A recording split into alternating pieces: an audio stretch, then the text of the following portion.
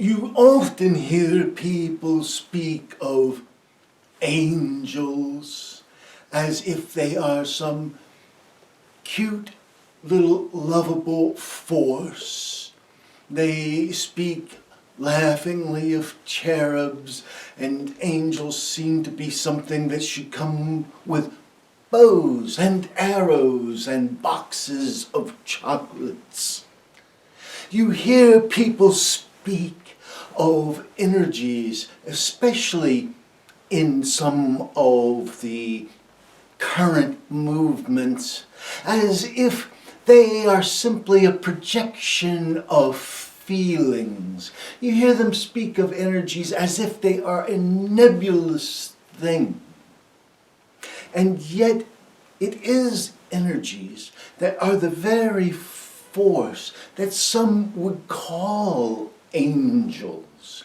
And when you think of angels, you tend to think, oh, these are beings that simply go to and fro and do the bidding of some greater force. But angels are something more. What some people would call angels, and some people would even call gods, have existed since the beginning. And yet they are something that humanity itself can create and does create. And there is also this thing that some people speak of as demons or devils. And you would think, the way people speak, that these are cute little red things that hop around with pitchforks and occasionally jab someone, inspiring them to eat one too many of the chocolates that the angels happen to be holding. These concepts are just absolutely wrong. You should realize first that energy is a force, a spirit that moves through each and every individual. And that when individuals focus energy collectively, it becomes more and more powerful exponentially. This then in turn has an impact on what you would consider to be created angels and what you might consider to be created shadow. Why is this so when some of these have been existent for much longer? Everything has a life force.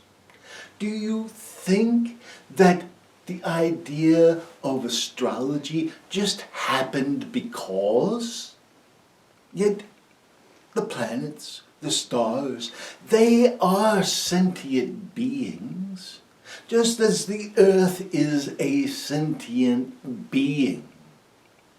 But when you focus up on a sentient being, you give it energy and you actually connect with it and affiliate to its energy.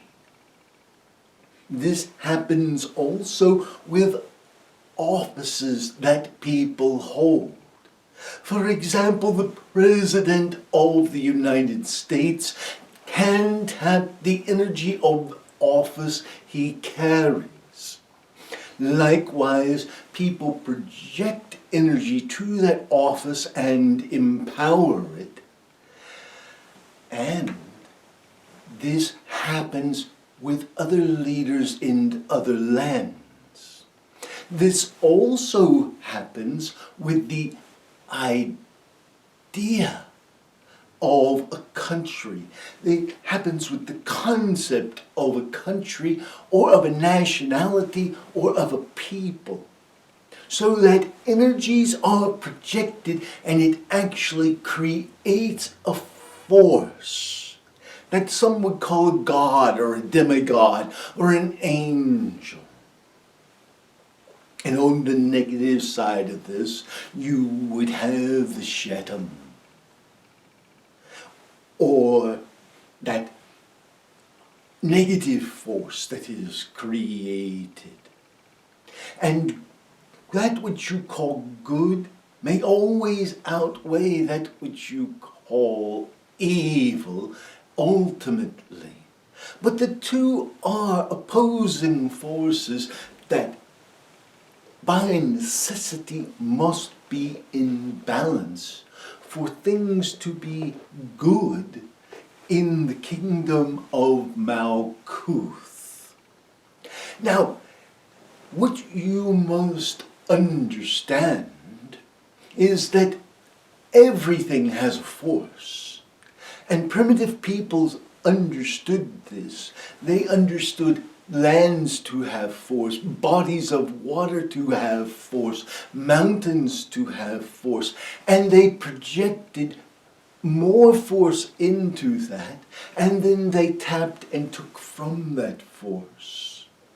In some forms of animism, where the peoples would feel that they took on the power or spirit of an animal, it was the very essence of the collective force of consciousness that they took. And this is totally neutral. The force of a mountain, the force of a blade of grass, the force of a bear, the force of a lion. These forces are neutral when a person takes them. But when they project them, they are projected with the positivity or the negativity or the neutralness of the individual. And when they are taken by a society collectively and projected, they are projected with the positivity, the negativity, or the neutrality of that collective society. So, in this, you should understand that when you look at warring nations, you are not only looking at warring peoples, you are looking at actual warring forces. And that collision of forces manifest through people. And when leaders are positively inclined, these forces work for benefit. And when leaders are fearful, have doubt, or are negatively inclined, these forces move through them in a destructive way.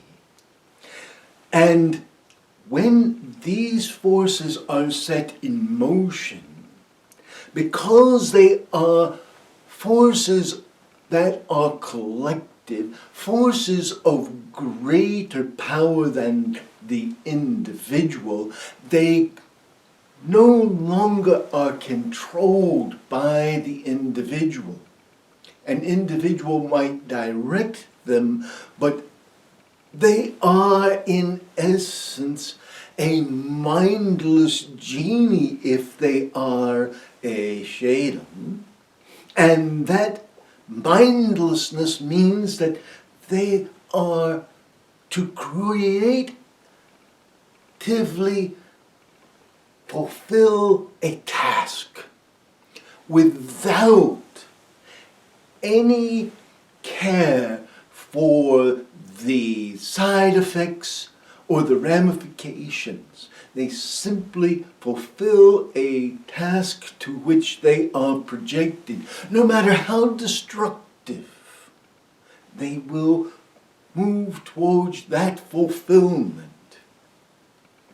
Now, the same forces that you call angelic, these are different in that they are not simply created for a purpose, but are created for a causation.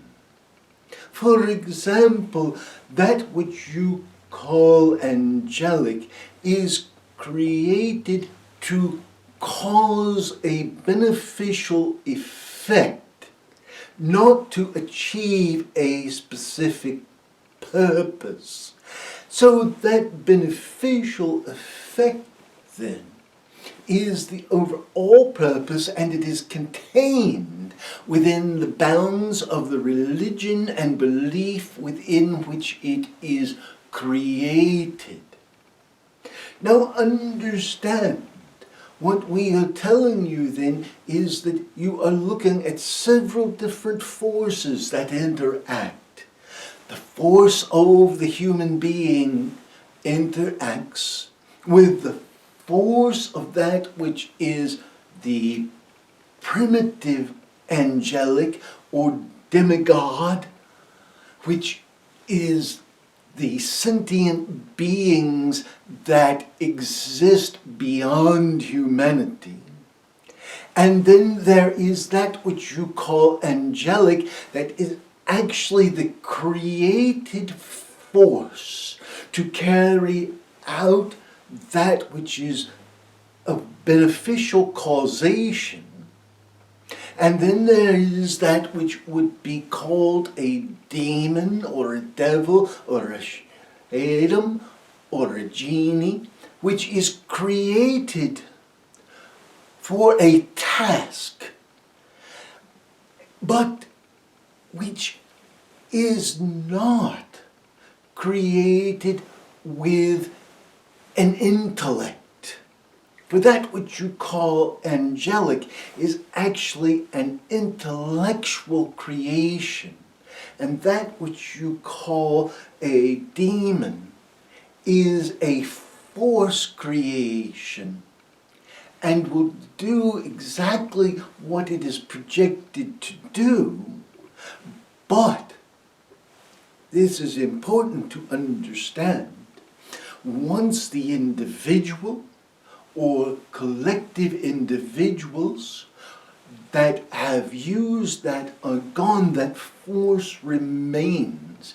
And that force remains with no intelligence. So if it is tapped or used by another individual or another collective society, it can cause great harm, because they will not use it with the understanding that the past individual or society had used when projecting such. And that is assuming that the past society even did use it purposefully and in a positive manner. Otherwise, it is a purely destructive force. Now, concerning that which is intelligent, because it is intelligent and because it is working for a causation, when it is directed toward an intent, it works within the intelligence within which it was developed for the betterment of the society or that which created it. That means that when an individual taps that force, it will normally work in a positive manner. And if the individual tries to use it in a negative manner, it will self-correct to benefit society and the individual. That does not mean that no damage can occur, but that means that ultimately the result will be beneficial for all involved. Now, if the individual or society taps into a existent energy that is an actual conscious entity, such as the Earth, one of the planets, then that energy has its own force. And it would simply be like asking your mother or your father or your brother or your sister for some help.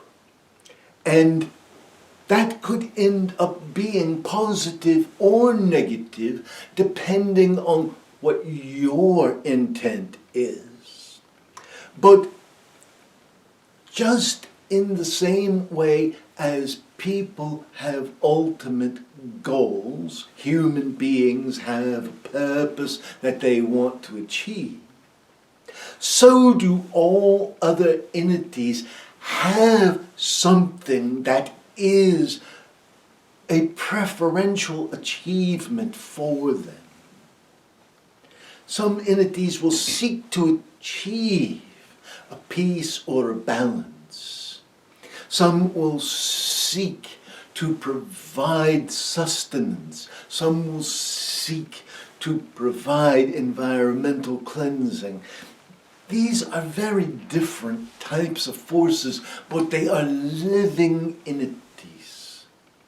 So a tree has a consciousness, but that consciousness is not a singular consciousness, it is a collective consciousness. For example, an oak tree is part of the oak tree consciousness.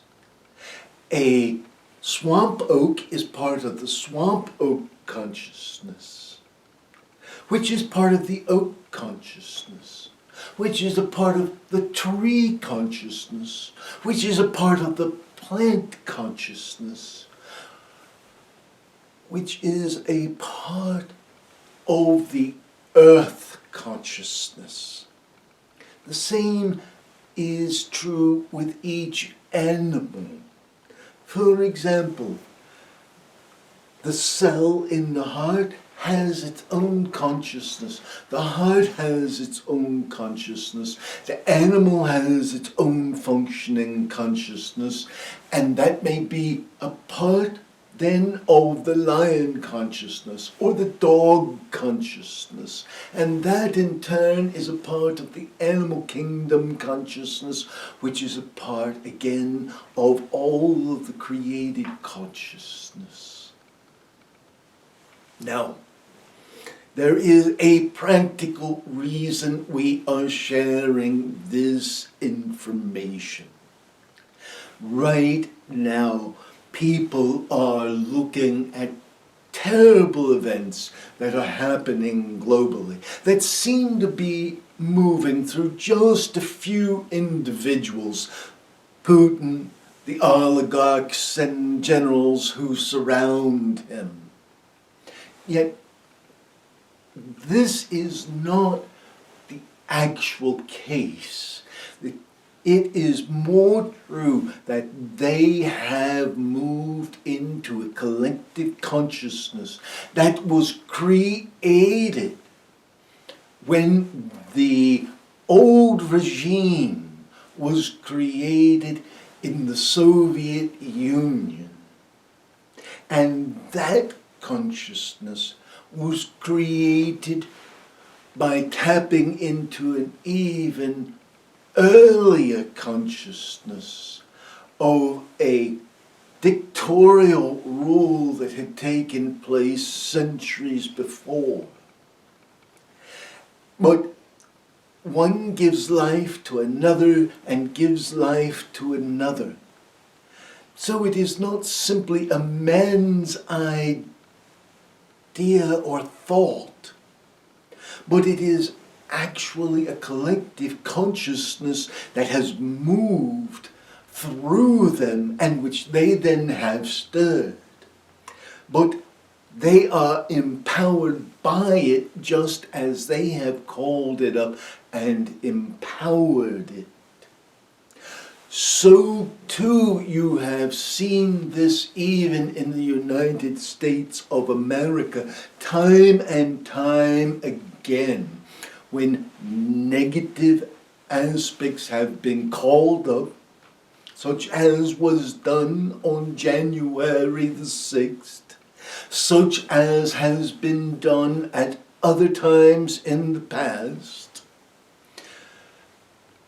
These were called up and actually used in order to try to benefit perhaps one individual or a small collective.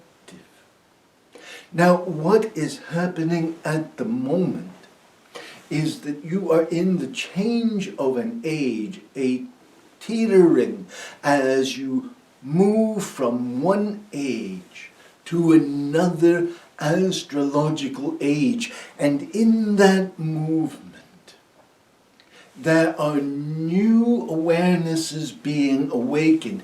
And as people become aware, those old consciousnesses are stirring and fighting to maintain the life hold that they have. For some of them shall be totally extinguished as the age moves and as spiritual progression moves. Now realize that this is not the destruction of spiritual beings or entities. We are not speaking of the death of the spirits within the planets or the stars. We're not speaking of the death of the consciousness within the atoms or the cells. We are speaking of those consciousnesses which have been created and without purpose. For the ones that had purpose will remain as long as they are useful, because people will continue to turn to them in their religious practices, and that will continue to strengthen them and keep them alive. But the other consciousnesses, those which you would call Shedim, genies, devils, demons, those will expire if they are not used. And you can see an example of this in a very realistic way if you look at when the Christ met the man and said, "What is your name?" And those spirits within the man said, "Legion." And he said, "Begone." And he was about to cast them into the darkness to be bound, which means they would be no more. And they said, Oh, won't you cast us into the swine? Won't you put us into the herd of pigs? And the master granted this. And those forces did what that type of force does. It acted destructively and took the whole herd of swine off of a cliff and destroyed it, and themselves with it. So ultimately, the master accomplished the same end by doing this. So what you now need to do is to move forward with understanding that you're going into a new age.